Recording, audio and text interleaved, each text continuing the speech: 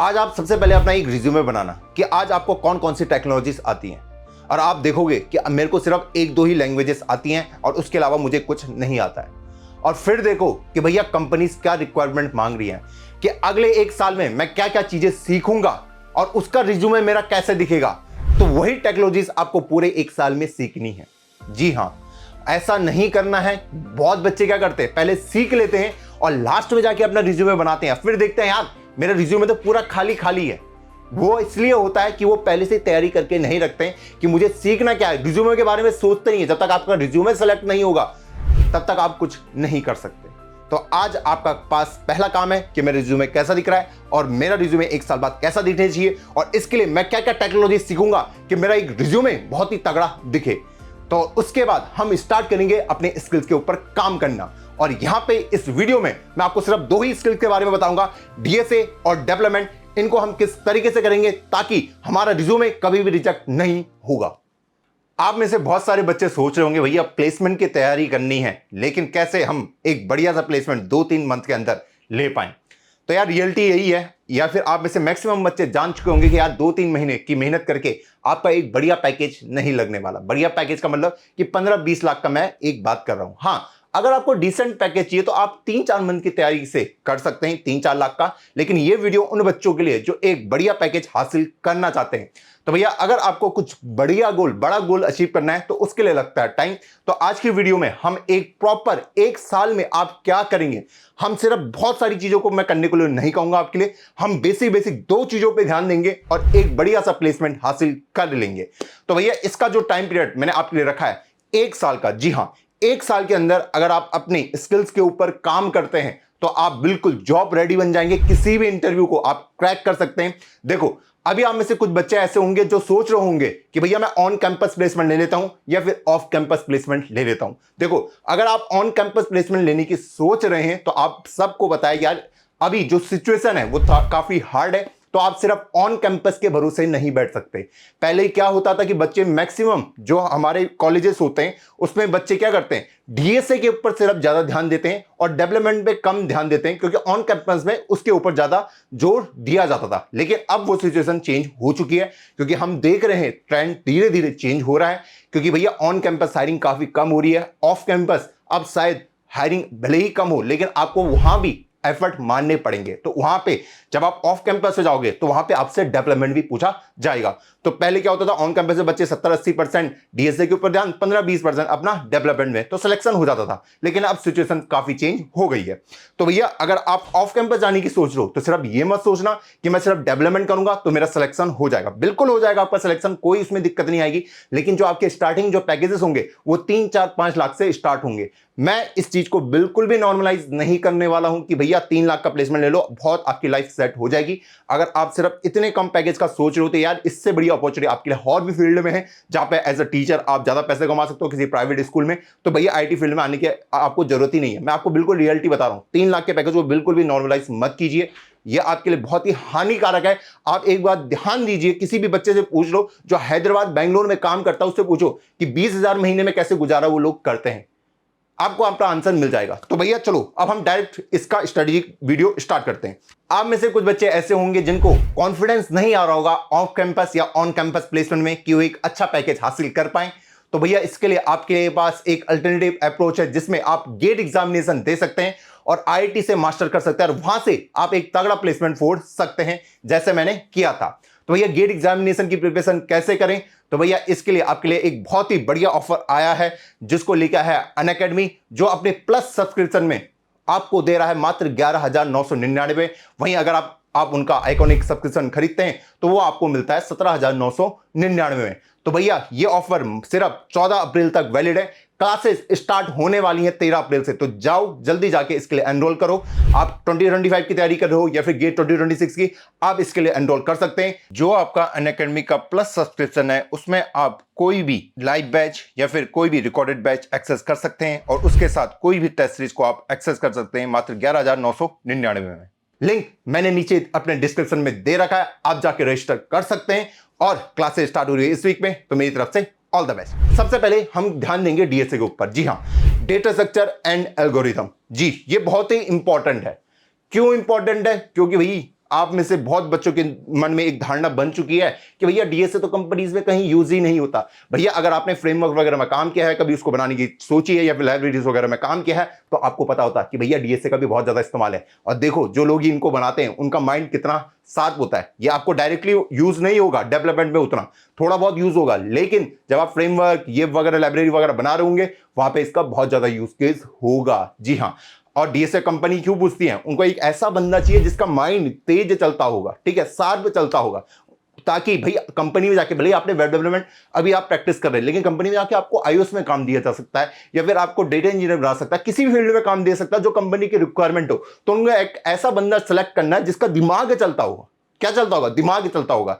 ऐसा तो नहीं हो सकता कि आप अभी अभी आप डेटा इंजीनियरिंग, डेवऑप्स सब कुछ सीख जाएं और कंपनी में जाके उसको इंप्लीमेंट करना शुरू कर दें। नहीं, ऐसा काम नहीं होता है। तो भैया उनको एक ऐसा बंदा चाहिए जो फ्लेक्सिबल हो, जिसका दिमाग चलता हो। तो इसलिए डीएसए पूछा जाता है। और कॉस्ट कटिंग जब कंपनीज करती हैं, कॉस्ट कटिंग बोले तो भैया उनको अपने सर्वर की कॉस्ट बचानी है, ठीक है, कम टाइम में, कम समय में प्रोग्राम को एग्जीक्यूट कराना है, वहां पे डीएसए का यूज होता है। वहां पे एक प्रोग्रामर, एक नॉर्मल और एक बाप कोडर में डिफरेंशिएशन क्रिएट हो जाता है। तो भैया डीएसए कहां से सीखे? भैया एक सिंपल सा काम आपको करना है। मेरी प्लेलिस्ट है कोडर आर्मी में, बिल्कुल फ्री है, जाओ उसे करो, इन डेप्थ आपको नॉलेज मिलेगी। अब डीएसए में आपको वैसे नहीं पढ़ना जो आप पिछले 4-5 साल से पढ़ते हुए आ रहे हो कि लीड कोड के टॉप सॉल्यूशन रट लिए, हो गया सिलेक्शन। नहीं भाई, अब ऐसा नहीं होगा, क्योंकि अगर सब वही सॉल्यूशन सबमिट कर रहे हैं तो वहां पे क्या आएगा? दिक्कत आएगी भाई। क्या दिक्कत आएगी? काफी लोगों का कोड मैच हो रहा होगा तो आपका कोड कई बार रिजेक्ट भी हो जाता है। तो मैंने जो अप्रोच अब आपके लिए ली है, आपका दिमाग चलाना स्टार्ट किया है, वो टॉप सॉल्यूशन लीड कोड के आपको नहीं छपवा रहे हैं, आपको अप्रोच सिखा रहे हैं कैसे हम एक प्रॉब्लम को बहुत सारे अप्रोच से सॉल्व कर सकते हैं। और इंटरनली हमारे डीएसए कैसे काम करता है, एरेस क्या होता है, पॉइंटर्स क्या होता है, क्यों इनकी जरूरत पड़ी। जब तक आप उन चीजों के इन डेप्थ में नहीं जाओगे ना, आपको कुछ भी बेनिफिट नहीं मिलने वाला। तो भैया अब चीजों के डेप्थ में जाने का टाइम है। उसके साथ ही उसमें मैंने ऑब्जेक्ट ओरिएंटेड प्रोग्रामिंग भी आपको पढ़ाई है, उसको भी इन डेप्थ आपको पढ़ना है। क्लियर? हाँ जी। और डीएसए का जो सबसे मेन फैक्टर है वो है आपका रिकर्सन।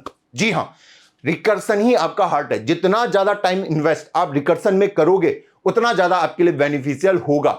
ना तो आपको फिर ग्राफ, ट्री, डीपी किसी में दिक्कत आएगी अगर एक बार आपके रिकर्सन के कॉन्सेप्ट स्ट्रांग है, क्योंकि मैक्सिमम जो क्वेश्चन आपसे पूछे जाते हैं वो ग्राफ और डीपी से ही पूछे जाने वाले हैं। क्लियर है? हाँ जी। तो भैया डीएसए करने में कितना टाइम लेगा? देखो डीएसए अगर आप करोगे अच्छे से तो आपको कम से कम 5 से 6 महीने लगने वाले हैं। और इसमें मैं 250-300 क्वेश्चन करने को तो कह ही नहीं रहा हूं, बिल्कुल नहीं कह रहा हूं। आप जाके कर लो और देख लो कि मेरा सिलेक्शन हो रहा है नहीं हो रहा। लोग कहेंगे 200-250 में हो जाता, नहीं होता भाई, नहीं होता। एक बार आप क्या करना, अमेजॉन, माइक्रोसॉफ्ट, गूगल, इनके ना क्वेश्चन देख लेना प्रीवियस ईयर के, फिर देखना कि आप इनको सॉल्व कर सकते हो। देखो 40-50 क्वेश्चन तो आपको सिर्फ रिकर्सन के सॉल्व करने पड़ेंगे, तब जाके आपको सोचना स्टार्ट करोगे। फिर आपको ट्री, ग्राफ, इनके भी क्वेश्चन सॉल्व करने पड़ेंगे। तो देखो मेहनत से घबराना नहीं है, बिल्कुल नहीं। एफर्ट मारने के लिए हमेशा रेडी रहो कि मैं एफर्ट मारूंगा, अपनी सिलेक्शन लेके जाऊंगा। क्लियर? अब एक बार जब आपने अपना डीएसए कंप्लीट कर लिया, डीएसए कहां तक करना भैया? डीपी तक आपको कंप्लीट करना है। उसके बाद आप एडवांस टॉपिक भी पढ़ सकते हैं, सेगमेंट ट्री पढ़ सकते हैं, ट्राई पढ़ सकते हैं, फैनविच ट्री भी आप पढ़ सकते हैं, लेकिन चीजों को रटना नहीं है। ये नहीं कि आप मैं एल्गोरिथम रटना मैंने शुरू कर दिया कि भैया नैपसैक प्रॉब्लम क्या होती है, प्रिंस एल्गोरिथम क्या होता है, क्रुस्कल क्या होता है, इनको एल्गोरिथम को रटना नहीं है, बिल्कुल नहीं रटना। जब तक रटते जाओगे ना आपको कुछ भी समझ नहीं आएगा। तो भैया इसके लिए आपको एक अच्छा खासा टाइम देना पड़ेगा। तो अगर आप टाइम देने के रेडी हो तभी आप इस फील्ड में आना। अब सेकंड चीज है, मैं आपको दूसरी चीज बताऊंगा कि आपको अब करना है डेवलपमेंट। डेवलपमेंट में आप कुछ भी कर सकते हैं, वो आपकी चॉइस है। आप iOS करें, आपको एंड्रॉइड में करने में मजा आता है, आपको वेब डेवलपमेंट में मजा आता है, आपको जिसमें मजा आता है, ब्लॉकचेन में मजा आता है, आप उस फील्ड से रिलेटेड प्रोजेक्ट्स बना सकते हैं।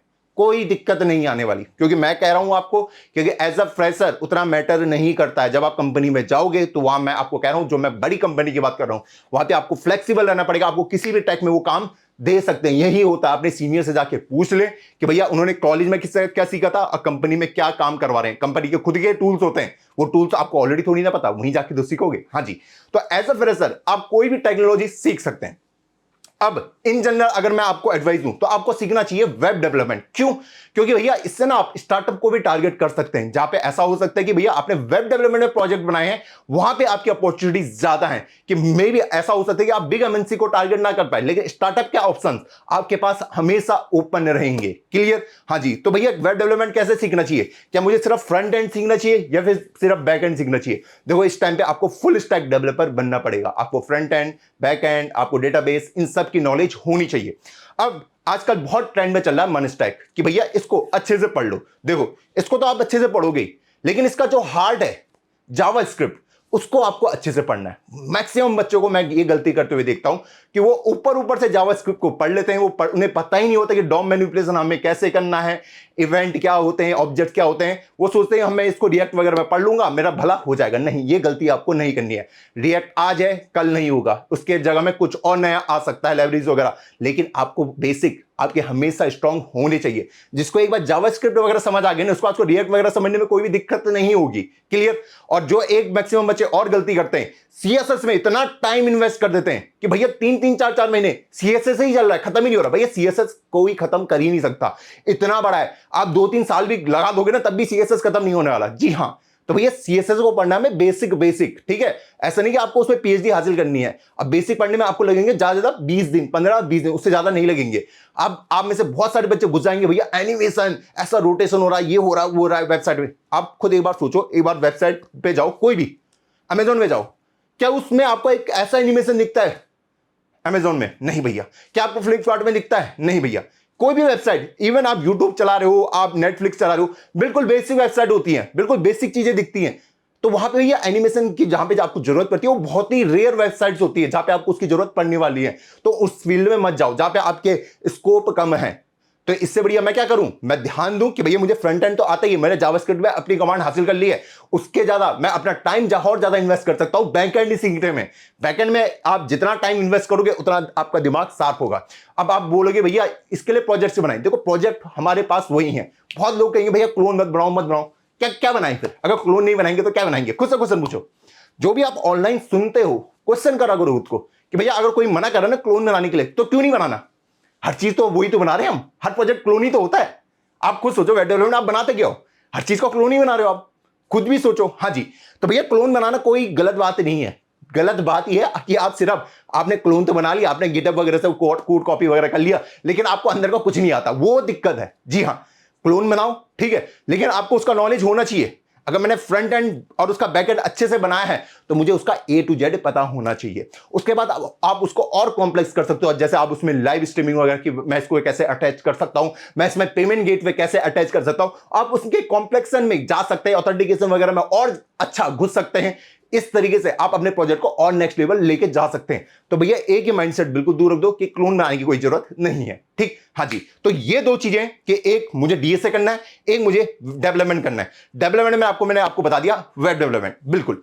अब कुछ बच्चों के डाउट होते हैं भैया दोनों सैचुरेट हो चुके हैं तो क्या करें? सैचुरेट हो चुके हो तो भैया आप अपने करियर को किसी और पाथ में स्विच कर सकते हो, कोई दिक्कत वाली बात नहीं है। आपको कुछ टाइम बाद समझ आएगा कि हर एक फील्ड इस दुनिया में सैचुरेटेड है। जी हाँ, कोई भी फील्ड ले लो, सैचुरेशन हर जगह है। ये मोस्ट कॉमन क्वेश्चन मुझे आता है, मैं किसी भी कॉलेज में जाता हूं सेम क्वेश्चन कि भैया सैचुरेशन आ चुका है, क्या करें? देखो करने का तो हमारे पास ऑप्शन ही नहीं है, ठीक है। हर जगह कंपटीशन है, हर फील्ड में। आप एसएससी जेईई की तैयारी करो, आप यूपीएससी की तैयारी करो, आप कोई भी फील्ड की तैयारी करो, सैचुरेशन आपको हर जगह मिलेगा, हर जगह कंपटीशन हाई मिलेगा। ठीक, हाँ जी। तो जो भैया जो टॉप की चीजें होंगी वो उन्हीं को मिलेंगी जो एफर्ट डालेंगे। आजकल की हमारी जनरेशन है और आपको पता है ये जनरेशन ज्यादा एफर्ट नहीं मारना चाहती है। तो अगर आप इस जनरेशन में थोड़ा बहुत भी एफर्ट मार देते हैं तो आपको बहुत कुछ हासिल हो सकता है। अब आप ऐसे बोलेंगे भैया वेब डेवलपमेंट कहां से सीखे? देखो ऑनलाइन हमारे पास इतने सारे रिसोर्सेज हैं, आप कोई भी यूज कर सकते हो। आप यूट्यूब में भी कोई कोर्स खरीद लो 600-700 का, इवन यूट्यूब पे भी आपके पास बहुत सारे कोर्सेज हैं। आप जाके उनको देखो कि हाँ ये कंप्लीट है, मैं इसको बिल्कुल कर सकता हूं। तो भैया अभी आप चाहिए और कोड हो गया, आप नमस्ते जावास्क्रिप्ट हो गया, आप यहां से पढ़ सकते हैं। तो आई होप आपको आज की वीडियो में काफी कुछ सीखने को मिला होगा और आपको इन डेप्थ नॉलेज आई होगी। तो अब बताना कि भैया इस वीडियो से रिलेटेड अगर आपको कुछ डाउट है, अगर आप चाहते हैं कि एक वीडियो हम डेडिकेटली बनाएं डेवलपमेंट वर्सेस डीएसए के ऊपर, तो नीचे मुझे कमेंट डाउन करके बताएं। और हाँ, डीएसए हमने ऑलरेडी पढ़ा रखा, आप जाके उसको चेकआउट कर सकते हैं। मिलता हूं आपको किसी नए वीडियो में, तब तक के लिए जय हिंद, जय भारत।